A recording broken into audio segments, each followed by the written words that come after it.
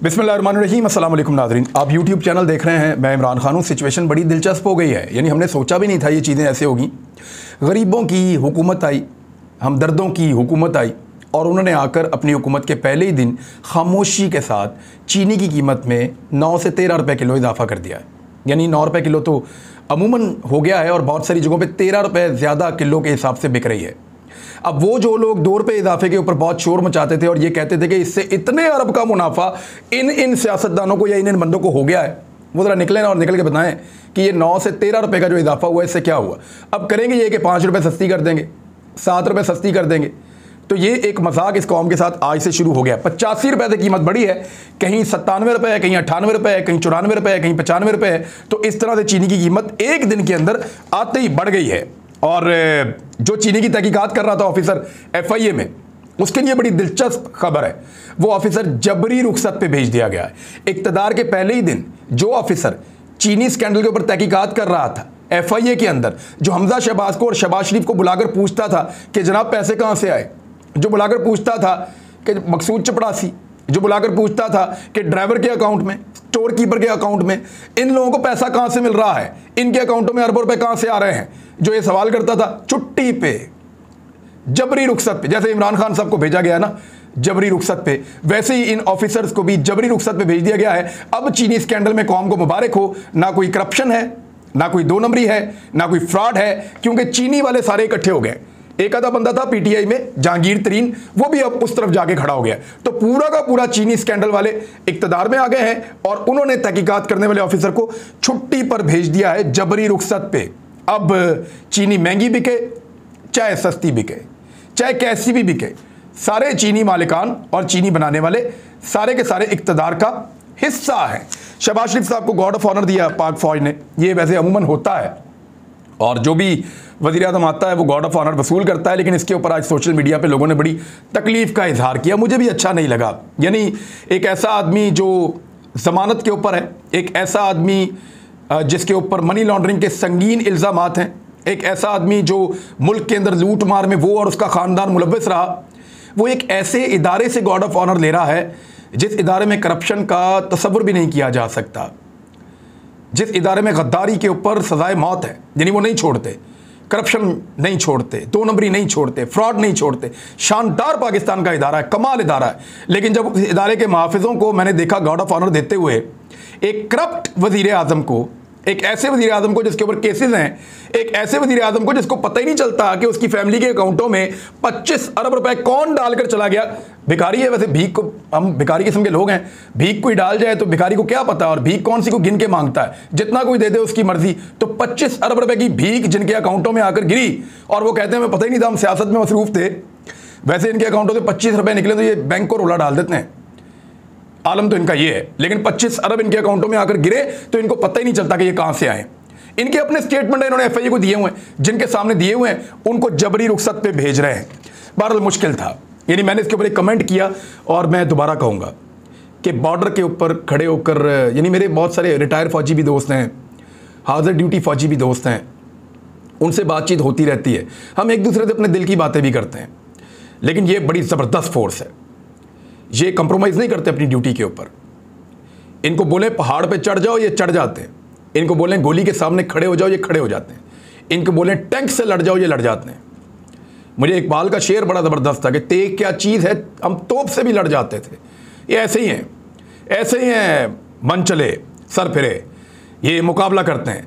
लेकिन मुझे बड़ी तकलीफ़ हुई, आर्मी चीफ बहरहाल वजूहात तो अभी नहीं पता, लेकिन फ़िलहाल वो नहीं आए, वज़ीर आज़म की तकरीब हलफ बर्दारी के अंदर वो नहीं मौजूद थे।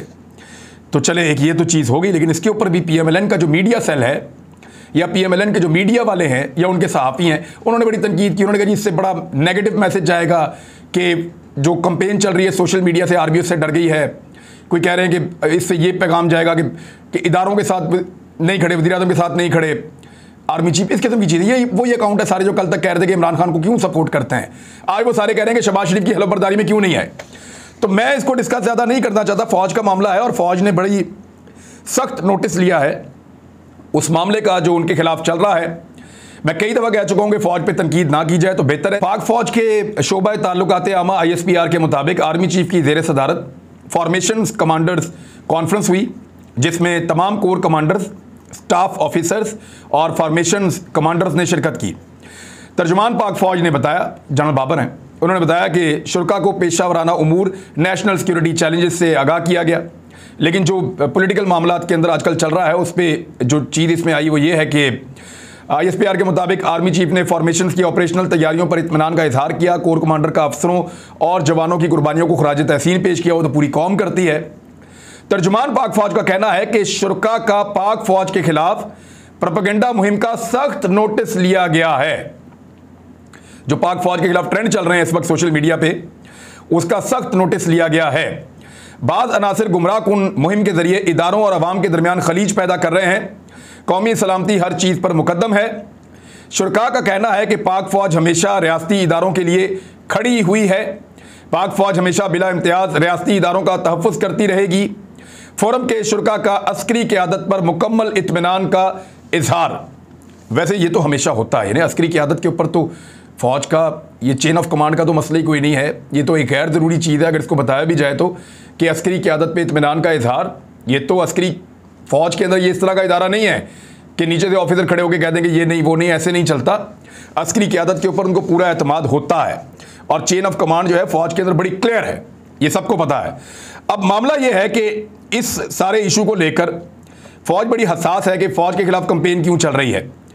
यहाँ एक खबर और है, और ये खबर जो है ये जारी की गई है ट्विटर के ऊपर। इसका हवाला मैं दे देता हूँ। मुबशर जैदी साहब सीनियर जर्नलिस्ट हैं, उन्होंने लिखा है कि लेटेस्ट क्या आया कि FIA found no evidence organised campaign against institutions by Pakistan Tehreek Insaf official activist are being released. वो ये कह रहे हैं कि जो सोशल मीडिया एक्टिविस्ट FIA ने पकड़े थे उन्होंने उनको छोड़ दिया है, ये बताते हुए कि कोई ऐसा सबूत नहीं मिला कि इदारों के खिलाफ जो कंपेन चल रही है सोशल मीडिया पे वो कोई ऑर्गेनाइज्ड कंपेन है और वो बनाई जा रही है। यानी ये एक ऑर्गेनिक कंपेन है। ऐसा लगता है लोग रिएक्शन दे रहे हैं या गुस्से में हैं या वो बात कर रहे हैं या वो गिला कर रहे हैं, अपने इदारे अपने लोग अगर वो गिला कर रहे हैं। FIA ऑफिशियल से they were under pressure to detain people. अच्छा, FIA ने यह भी कहा कि वो अंडर प्रेशर है, उनके ऊपर दबाव डाला जा रहा है कि लोगों को हिरासत में लें, उनको गिरफ्तार करें। क्रैकडाउन जो है वो सोशल मीडिया के ऊपर हो रहा है और लगातार इस हवाले से खबरें आ रही हैं। अब मुझे और अरशद शरीफ को और एक और हमारा दोस्त है उसको भी, सदीक जान को भी गिरफ्तार किया जाएगा, ये इतलात है। और ये इतलात कुछ सहाफ़ियों ने हमें दी हैं, जिनमें मोहित पीरज़ादा साहब हैं, उनके भी सोर्सेज हैं, उन्होंने भी ये इन्फॉर्मेशन दी है क्योंकि वो पहले ब्यूरोक्रेसी में भी रहे हैं, उनके बहुत दोस्त हैं मोहित पीरज़ादा साहब के, तो उनके पास ये इन्फॉर्मेशन है कि इन 4 लोगों को गिरफ्तार किया जाएगा। तो अब थ्रेट्स आ रही हैं, बाकायदा जो हमारे करीबी लोग हैं उनको बताया जा रहा है और ये पैगाम पहुंचाया जा रहा है कि इनको कहें यार कि चुप कर जाएं ये वो। तो हम क्यों चुप कर जाएं भाई? ना हम किसी इंस्टीट्यूशन की बेइज्जती कर रहे हैं, ना हम किसी कंपेन का हिस्सा हैं। हम तो सिर्फ ये कह रहे हैं कि पाकिस्तान में एक इम्पोर्टेड हुकूमत बनी है। हम तो सिर्फ ये कह रहे हैं कि पाकिस्तान में रिजीम चेंज का एक ऑपरेशन हुआ है और वो ऑपरेशन अमेरिका ने स्पॉन्सर किया है। उस ऑपरेशन के नतीजे में पाकिस्तान की हुकूमत को तब्दील कर दिया गया है और पाकिस्तान की हुकूमत को तब्दील करके एक ऐसे शख्स को लाकर वज़ीर आज़म बना दिया गया है जिसकी उस दिन पेशी थी अदालत के अंदर और वो जमानत के ऊपर रहा है। इससे बड़ा इस कौम के साथ मजाक हो नहीं सकता। हमारा तो ये मौक़िफ़ है। इस मौक़िफ़ के ऊपर अगर गिरफ्तार करना है, आइए हुजूर गिरफ्तार कीजिए, आइए आओ ना, गिरफ्तार करो। धमकियां के देते हो, डराते क्या हो? यानी नई हुकूमत आई है और पहले दिन से काम शुरू कर दिया, आप गिरफ्तार करेंगे और हम डर जाएंगे। यही शहबाज शरीफ वज़ीर आला पंजाब था, अच्छी तरह जानता है मुझे, इसको पता है इसने किस किस तरीकों से मुझे खरीदने की कोशिश की है, इसको पता है कि इसने किस किस तरीके से मुझे डराने की कोशिश की है। इसी के वज़ारत आला में मेरे ऊपर मुकदमे तक दर्ज हुए हैं। हर चीज़ जानता हूँ, हर किस्म की हरासत का सामना किया है। जितना भी इन्होंने हरासा किया उसके बावजूद मैं डट कर मुकाबला करता रहा हूँ। तब मैं एक आम सा रिपोर्टर था, आज भी एक आम सा इंसान हूँ, आम सा सहाफ़ी हूँ, आज भी मुकाबला करूँगा, डरूंगा नहीं। डराओ मत, आओ गिरफ्तार करो, देखते हैं कितना जुल्म कर सकते हो। और हम डरने वाले नहीं हैं। मुझे नहीं लगता कि ये जो आवाज़ उठ रही है ये दब जाएगी या ये डर जाएंगे मेरे अकेले की गिरफ्तारी से। गिरफ्तार करना है, आओ बिस्मिल्लाह गिरफ्तार करो। ये मजाक ना करो, लोगों तक पैगाम ना पहुंचाओ, हम तक पैगाम ना भिजवाओगे, इसको चुप कराएं, इसको बिठाएं, इसको ये करें, इसको वो करें, कोई बात नहीं मानी जाएगी। जो बात ठीक लगती है वही करेंगे। आपने पिछले दिनों भी मेरे ऊपर एक हमला किया है और उस हमले का नुकसान पहुंचा के आपको लगता था मैं चुप हो जाऊंगा। चुप तो नहीं हो जाऊंगा, बात करूंगा और बात करता रहूंगा। लोटों का बाहर फिरना मुश्किल हो गया। यानी वहां मैरियट होटल के अंदर नूर आलम खान को देखकर एक बाबा जी को गुस्सा आ गया, उन्होंने लोटे लोटे की आवाज लगा दी और वो बाबा जी को रिएक्शन के अंदर, को बाबा जी अकेले थे, रिएक्शन के अंदर उस बुजुर्ग शहरी को नूर आलम खान ने, पाकिस्तान पीपल्स पार्टी के जो इस्लामाबाद के हैं मुस्तफ़ा नवाज खोखर, उन्होंने, और उसके अलावा नदीम अफजल चंद साहब वीडियो में नजर आ रहे हैं लेकिन वो छुड़वा रहे थे, ऐसा लगता है, वो आपको पता है लड़ाई झगड़े वाले आदमी भी नहीं है। और उसके अलावा जो फैसल करीम कुंडी, ये लोग वहां मौजूद थे, इन्होंने टॉर्चर किया उस बुजुर्ग शहरी के ऊपर, यानी उसको मारना शुरू कर दिया इन्होंने। तो कहां कहां मारोगे लोगों को? ये लोग निकल रहे हैं ना हर एतवार को बाहर, जाएं किसी जुलूस में खड़े हो जाएं, देखें लोग आपको किन अल्फाज से बुलाते हैं और किन अलकाबात से नवाजते हैं, आपको अपनी इज्जत का और अपने फैसले का पता चले। आपने पीटीआई के नाम पे वोट लिए हुए हैं, उसी के नाम पे अपने शिस्त पे बैठे हुए हैं। जब आप धोखा करेंगे या गद्दारी करेंगे तो लोग तो बोलेंगे, और अब इनके लिए बाहर निकलना, अपने हलकों में जाकर निकल कर देखें, आपको पता चलेगा। अभी तक तो इस्लामाबाद के होटलों में छुप रहे हैं, वहां पे भी लोग आपका मुकाबला कर रहे हैं। अच्छा, एक और चीज जो है वो बड़ी इंपॉर्टेंट है इस सारी सूरत हाल में, कि क्रैकडाउन करेगा क्या। मेरे ख्याल में ये जो कुछ भी हो रहा है ऑर्गेनिक है। इदारों को ये साबित करना होगा, अपने एक्ट से ही साबित करते हैं ना। अभी लोग गुस्से में हैं, मेरे ख्याल में लोग ठंडे हो जाएंगे। इदारे अपने एक्ट से साबित कर सकते हैं कि कोई भी ऐसी साजिश, उसके अंदर इदारे मुलव्विस नहीं है। यानी इमरान खान साहब ने खुद नहीं कहा कि फौज मेरे खिलाफ है, वज़ीर आज़म ने खुद नहीं कहा कि मुझे फौज ने निकाला है। तो ये लोग क्यों कह रहे हैं? ये तो इमरान खान साहब जब जलसे में जाएंगे लोगों को समझा दें, वो कह दें कि यार फौज को टारगेट ना करो, मेरे मुल्क के लिए बहुत जरूरी है, ये वो कह सकते हैं। लेकिन पता चलेगा न्यूट्रलिटी का उस वक्त जब इमरान खान का और शहबाज शरीफ का पेचा पड़ेगा और अंधाधुंध गिरफ्तारियां होंगी पाकिस्तान तहरीक इंसाफ के लोगों की। और इमरान खान साहब ने तो अभी ऑर्डर जारी कर दिए हैं, हम लोग जब सहाफ़ी गिरफ्तार होंगे तो हम तो एक दूसरे के पीछे जाएंगे, एक दूसरे को सपोर्ट करेंगे, एक दूसरे का साथ देने की कोशिश करेंगे। हमारे घर वाले, हमारे दोस्त, अहबाब, ये लोग इकट्ठे होंगे, मुझे पता है। लेकिन जो सोशल मीडिया क्रैकडाउन की सूरत में इमरान खान साहब ने जो कारकुन गिरफ्तार हों उनको कानूनी मावनत फराहम करने की हदायत कर दी है।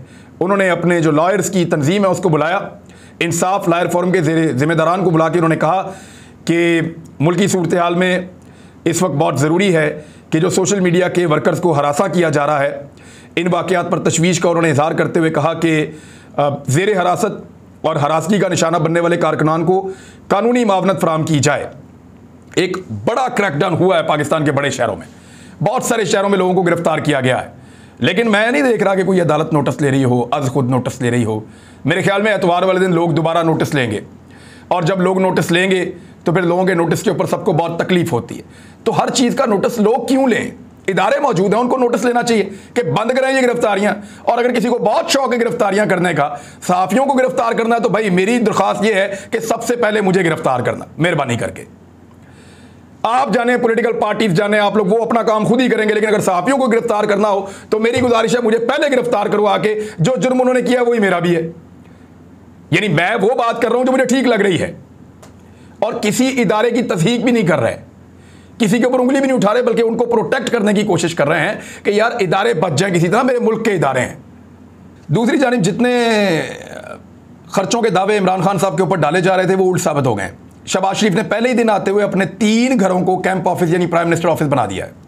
शहबाज शरीफ ने अपने 3 घरों को मुबैना तौर पे कैंप ऑफिस या प्राइम मिनिस्टर ऑफिस बना दिया। ये सोशल मीडिया पे रिपोर्ट हो रहा है, वो इसको कंफर्म कर सकते हैं।